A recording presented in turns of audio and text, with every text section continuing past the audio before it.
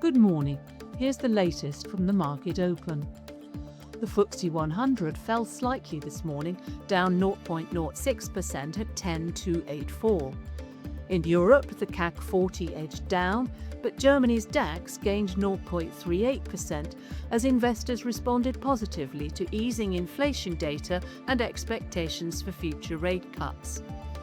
Overnight in the US, Wall Street remained firm, with the NASDAQ up 0.4% and the S&P 500 adding 0.19%, helped by continued optimism around technology and AI-linked investment. In company news, Marks & Spencer reported weaker profits after disruption caused by a cyberattack, although the retailer said recovery efforts were progressing.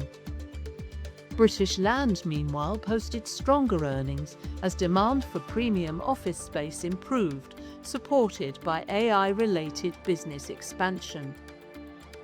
In currencies, sterling weakened slightly against the dollar and yen, but strengthened against the euro and Swiss franc. Bitcoin rose 0.73% against the pound. In commodities, copper moved higher, while gold traded lower. Brent crude slipped below $107 a barrel, and natural gas also traded lower. That's your market open. I'm Fiona Craig. Have a great day.